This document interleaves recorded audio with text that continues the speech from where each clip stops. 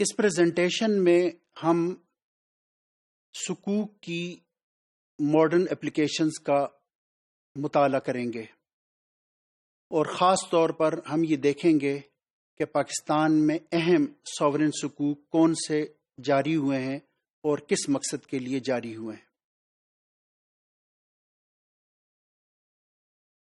پاکستان میں اہم سکوک سرٹیفکیٹ یا کہ ایک اہم سکوک ٹرانزیکشن وابڈا سکوک ہے۔ 2007 میں وابڈا نے منگلا ریزنگ پروجیکٹ کے تحت 8 بلین روپیز کے سکوک جاری کیے۔ منگلا ڈیم کی جنریٹنگ کیپیسٹی اور اس کی واٹر سٹوریج کیپیسٹی کو بڑھانے کے لیے گورنمنٹ آف پاکستان کو اور وابڈا کو فنڈز کی ضرورت تھی۔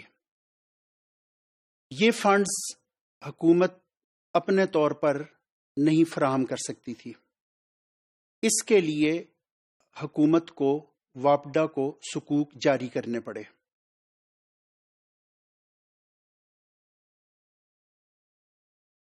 جیسے کہ ہم سکوک میں جان چکے ہیں کہ سکوک کسی ایک اسپیسیفک ٹینجیبل ایسٹ کے اگینسٹ میں جاری ہوتے ہیں۔ اس ٹرانزیکشن کے لیے جو منگلا ڈیم پہ ٹربائنز انسٹالڈ ہیں 8 یا 10، ان کے اگینسٹ میں یہ سکوک جاری کیے گئے اور ان سکوک کی ان ٹربائنز کی پہلے ویلیویشن کی گئی۔ ان کی مالیت 8 ملین روپیز تھی، تو اس کا مطلب یہ ہے کہ 8 ملین کی مالیت کے سکوک ان ٹربائنز کے اگینسٹ میں جاری کیے گئے۔ جن پارٹیز نے یعنی فائنینشیل انسٹیٹیوشنز، بینکس یا کہ کسی اور ادارے نے یہ سکوک خریدے، وہ گویا کہ ان ٹربائنز کی ملکیت میں حصے دار بن گئے، اور یہ حصے داری ہر ایک کی یعنی پروپورشن ٹو ہز انویسٹمنٹ تھی کہ اگر 8 ملین میں سے 2% یا کہ 3%، 8 بلین میں سے 2% یا 3% کے کسی نے سکوک خریدے ہیں، تو اس کا مطلب یہ ہے کہ ٹربائنز میں اس کی ملکیت 2 یا کہ 3% ہے۔ یہ سکوک کی ایشوئنس کے بعد یا کہ سکوک کی ایشوئنس کے ذریعے یہ فنڈز کلیکٹ کیے گئے اور یہ فنڈز وابڈا کو فراہم کیے گئے۔ یہاں پر بھی ہمیں ایک اسپیشل پرپز وہیکل، ایک کمپنی نظر آتی ہے کہ جس نے اس سارے ٹرانزیکشن کو ارینج کیا۔ اسپیشل پرپز وہیکل وہ وابڈا فرسٹ سکوک کمپنی کے نام سے رجسٹر ہوئی۔ تو وابڈا فرسٹ سکوک کمپنی نے وابڈا کے بہاف پہ یہ ٹربائنز انویسٹرز کو یعنی جو کہ فائنینشیل انسٹیٹیوشنز ہیں انہیں سیل کیے، اور جو رقم اس سے جمع ہوئی یا جو موبلائز فنڈز ہیں وہ وابڈا کو فراہم کیے گئے۔ اس کے بعد اگلے مرحلے پہ اسپیشل پرپز وہیکل نے یعنی یہ جو وابڈا فرسٹ سکوک کمپنی ہے، اس نے انویسٹرز کے بہاف پہ یعنی انویسٹر سے مراد سکوک ہولڈرز، ان کے بہاف پہ یہ ٹربائنز وہ وابڈا کو لیز پہ دے دیے۔ یہ 7 سال کی ایک لیز تھی، یعنی اس کا مطلب یہ ہے کہ وابڈا ان ٹربائنز کو استعمال کرے گا اور ان کا جو رینٹلز ہے وہ انویسٹرز کو دے گا۔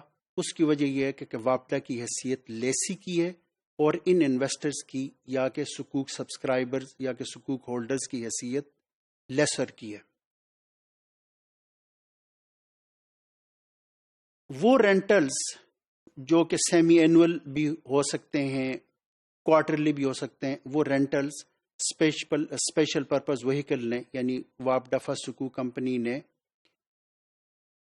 حکومت پاکستان سے وابڈا سے وصول کیے اور یہ انویسٹرز میں سکوک ہولڈرز میں تقسیم کیے۔